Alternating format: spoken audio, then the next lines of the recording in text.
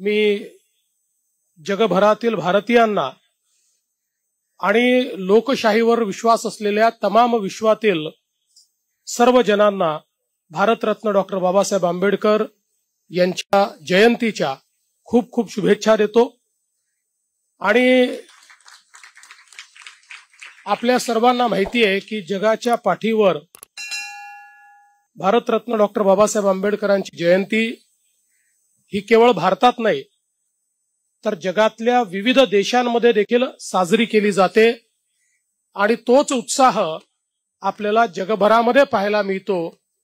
याचं एकमेव कारण भारतरत्न डॉक्टर बाबासाहेब आंबेडकरांनी जे कार्य या भारतामध्ये केलं, आज एक संघ भारत आपण बघतो आहे, एक युनायटेड अशा प्रकारचा भारत आपण बघतो आहे।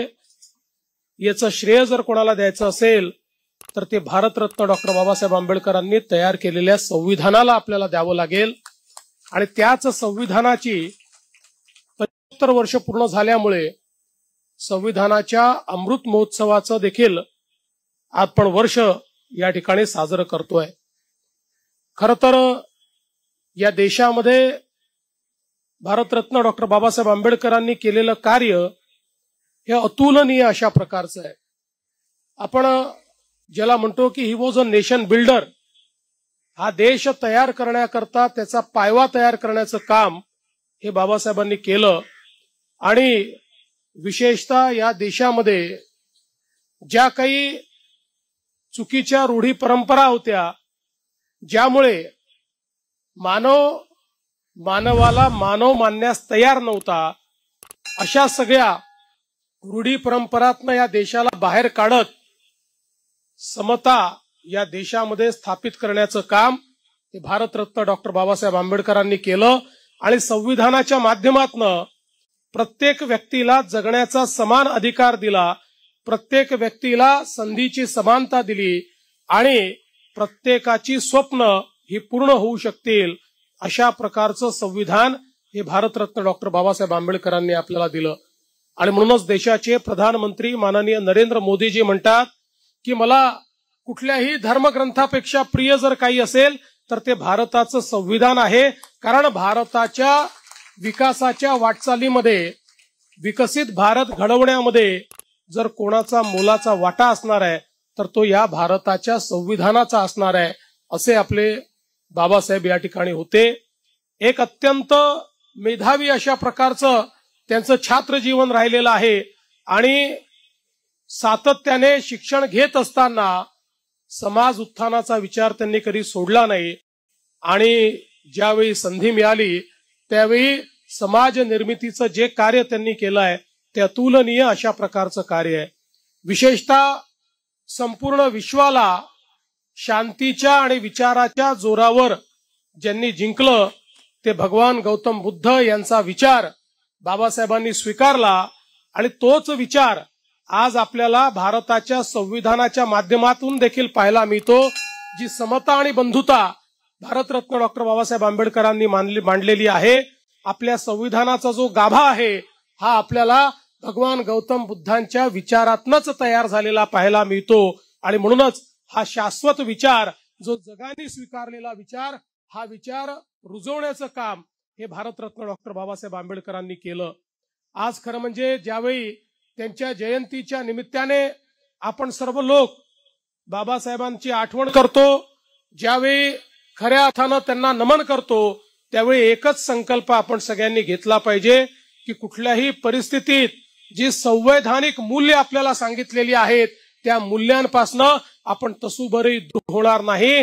भारताचं संविधान हे आपल्याकरता सर्वोच्च असेल आणि या संविधानानेच चालण्याचा प्रयत्न आपण करू। खरं म्हणजे बाबासाहेबांच्या जीवनाबद्दल अनेक गोष्टी आपल्याला सांगता येतील। ते उत्तम प्रशासक होते, त्यांनी या ठिकाणी ज्या ज्या विभागाची जबाबदारी स्वीकारली, मग तो लेबर विभाग असो, तो पाटबंधारे विभाग असो, तो पॉवर विभाग असो, आज जे आपल्याला काम या देशामध्ये पाहायला मिळत आहे, पहिला पाटबंधारे प्रकल्प असेल बाबासाहेबांची संकल्पना होती, नॅशनल ग्रीड असेल बाबासाहेबांची संकल्पना होती, कामगारांना त्यांचे अधिकार द्यायचे कायदे असतील, बाबासाहेबांची संकल्पना होती. त्यामुळे संविधान निर्माण करताना प्रमुख कायदे देखील आणि प्रमुख लोकांच्या त्या ठिकाणी जे काही अधिकार आहेत ते देखील देण्याचं काम आणि विकासाचा पायवा रचण्याचं काम देखील या देशामध्ये बाबासाहेबांनी केलं. पण असे बाबासाहेब आपल्या जीवनामध्ये सतत व्यस्त राहिले. खरं म्हणजे एकच मला गोष्ट त्या संदर्भात सांगायची आहे की कोलंबिया विद्यापीठामध्ये डॉक्टर बाबासाहेब आंबेडकर एक रिव्हियर्ड फेलो म्हणून त्या ठिकाणी पाहिले जायचे आणि म्हणून तिथलं जे लेमन सोशल सायन्स लायब्ररी आहे, त्या लायब्ररीने असा निर्णय केला की भारतरत्न डॉक्टर बाबासाहेबांचा पुतळा या लायब्ररीमध्ये लावला जाईल, त्यांच्या हयातीतच तो लावला जाईल, अशा प्रकारचा निर्णय त्या ठिकाणी झाला. आणि मग हा पुतळा तयार करण्याची जबाबदारी वाघ यांनी स्वीकारली. ते सातत्याने बाबासाहेबांच्या पाठीमागे लागायचे की बाबासाहेब तुमचा पुतळा बनवायचा आहे, समोर तुम्ही बसलात तर चांगला बनेल. आणि अनेक वर्ष अनेक वेळा पाठपुरावा केला. शेवटी एक दिवस बाबासाहेबांना वेळ मिळाला आणि बाबासाहेब त्या ठिकाणी गेले. पुतळ्याचं निर्माण सुरू झालं आणि सुरू झाल्याबरोबर जोरदार पाऊस चालू झाला आणि बाबासाहेबांना आठवलं की आपण आझाद मैदानामध्ये गरीब मुलांकरता एक लायब्ररी सुरू केली आहे, जी त्या ठिकाणी मांडवामध्ये सुरू केलेली आहे. त्या लायब्ररीतले सगळे पुस्तकं भिजतील म्हणून तो पुतळा तसाच सोडून बाबासाहेब आझाद मैदानाकडे गेले आणि त्यानंतर तो पुतळा बनवण्याकरता कधीच परत गेले नाही. शेवटी त्याला तो पुतळा बाबासाहेबांच्या त्या ठिकाणी म्हणजे ते नसतानाच तो तयार करावा लागला.